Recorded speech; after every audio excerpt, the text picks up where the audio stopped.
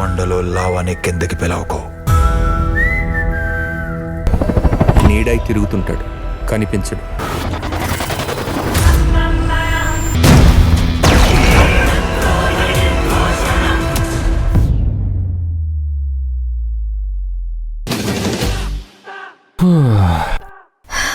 అమ్మయ్యా అమ్మయ్యా.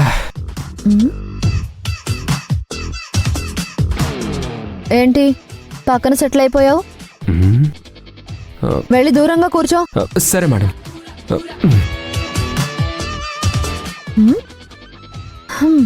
ఇది మరీ ఓవర్ యాక్షన్ లా ఉంది. అలా మూలకెళ్ళి ఏం కూర్చోక్కర్లేదు. నాకు దూరంగా కంఫర్ట్ గా కూర్చో. సరే టీచర్. టీచర్ ఏంటి టీచర్? బెటకారమా? లేకపోతే ఏంటండి, మీరేదో టీచర్ లాగా నేనేదో స్టూడెంట్ లాగా చిన్నపిల్లల్ని బెదిరిస్తున్నట్టు బెదిరిస్తున్నారు. మీ చేతిలో బెత్తం ఒకటే తక్కువైంది. Sorry sorry.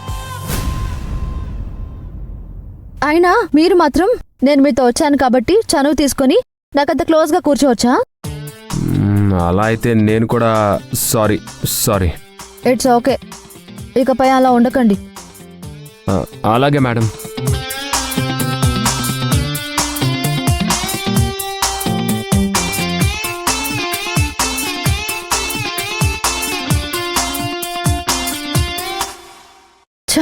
సిగ్నల్ లేదు. అమ్మ వాళ్ళు ఎంత కంగారు పడుతున్నారో.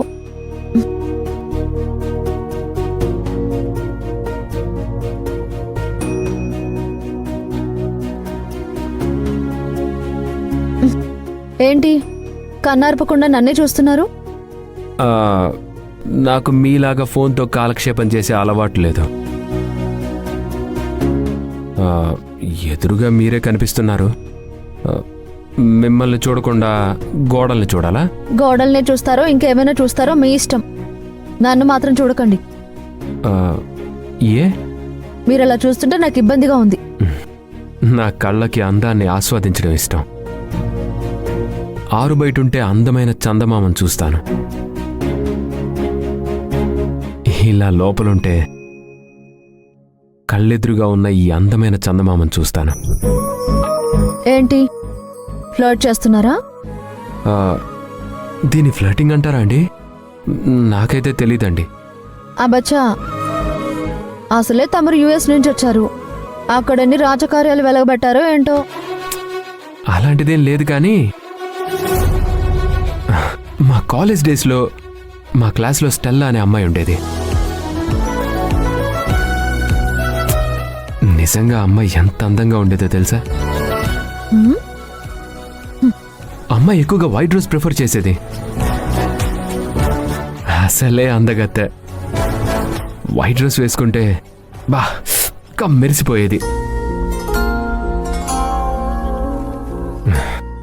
మోడ్రన్ డ్రెస్ వేసుకున్న బాపు బొమ్మల,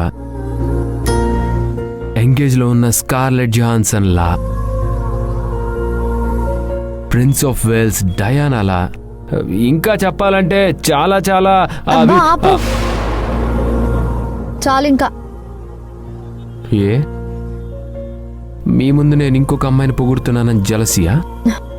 ఏం కాదు. నాకు తెలుసులేండి. ఒక అమ్మాయిని ఎదురుగా ఉంచుకొని ఇంకో అందమైన అమ్మాయిని పొగిడితే ఆ అమ్మాయి తట్టుకోలేదండి.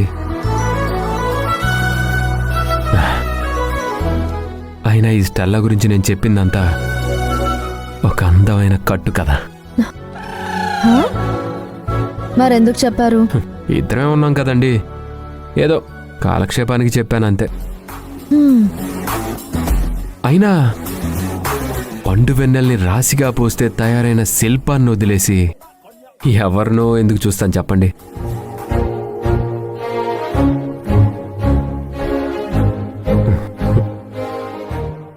ఏయ్, మీరు నన్ను అలా పొగడ్డం నాకు నచ్చలేదు. నిజమా? అవును, నిజం. నాకు నచ్చలేదు. ఓకే, మీలాంటి అమ్మాయిలు బయటపడరు కానీ మాలాంటి అబ్బాయిలు పొగిడే పొగడ్తలకు మీరు లోపల చాలా ఎంజాయ్ చేస్తారు. చచ్చా, అలా ఏం లేదు. బా, ఎందుకలా ముసి ముసి నవ్వులు నవ్వుతున్నావు? మన తాతల కాలంలో పింగళి నాగేంద్ర అనే మహానుభావుడు చెప్పిన మాట గుర్తొచ్చింది. ఏంటది? అవునంటే కాదనిలే, కాదంటే అవుననిలే. ఆ? ఆడవారి మాటలకు అర్థాలే వేరులే, అర్థాలే వేరులే, అర్థాలే వేరులే.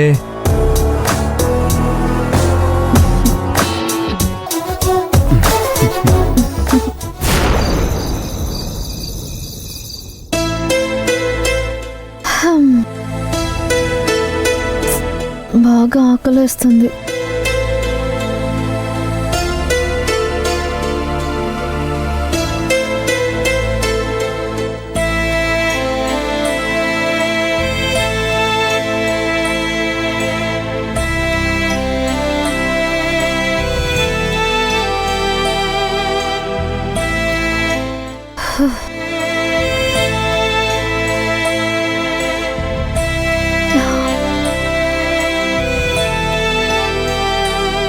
ఏంటండి, ఆకలేస్తుందా? చాలా. నాకు కూడా ఆకలేస్తుంది. బయట ఏదైనా ఫుడ్ దొరుకుతుందేమో ట్రై చేస్తాను. ఇంత రాత్రిపూట కష్టమేమో అండి. ప్రయత్నిస్తేనే కదండి తెలిసేది. అయినా ఆకలితో మిమ్మల్ని ఇలాగే వదిలేస్తానా చెప్పండి? ఒకసారి చూసి వస్తాను. సరే.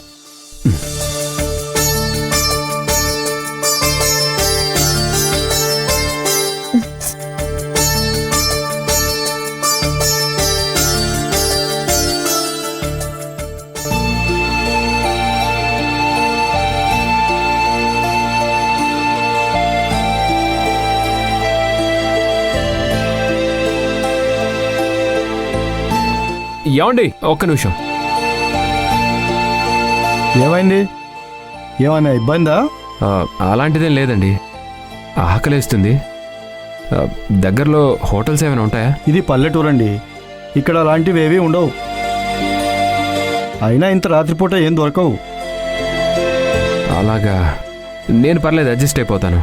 తనకు బాగా ఆకలిగా ఉంది. ఎవరో మీ భార్య? అవునవును, తనకే. ఒక్క నిమిషం ఇక్కడే ఉండండి, ఇప్పుడే వస్తాను.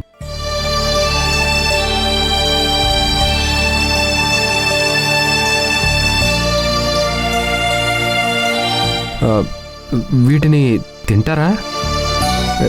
ఎలా ఉండాలి?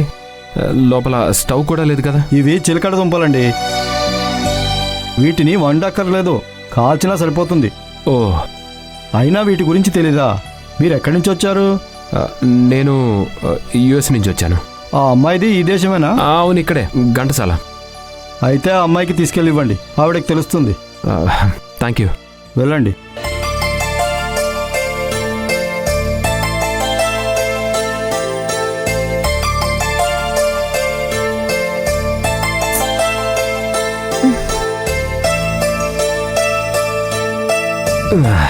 ఇక్కడ హోటల్సే ఉండవంట, ఇవిచ్చాడు.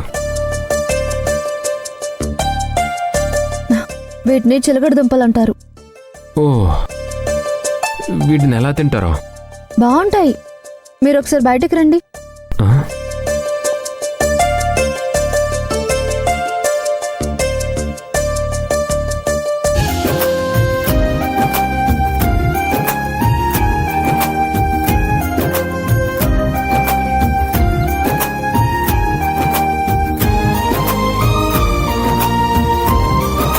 వీటిని కాల్చుకొని తినాలి. మీ దగ్గరున్న లైటర్ ఇవ్వండి. నా దగ్గర లైటర్ ఎందుకు ఉంటుందండి? మీరు సిగరెట్ తాగుతారని నాకు తెలుసు. మీకెలా తెలుసు? మీ పెదాలు చూస్తేనే చెప్పొచ్చు. ఓ, నా పెదాలు కూడా చూసారా మీరు? ఓవర్ యాక్షన్ చేయకండి. లైటర్ ఇవ్వండి. వెళ్ళి 4 పుల్లలు తీసుకురండి. నేను వీటిని కాల్చాలి. సరేనండి.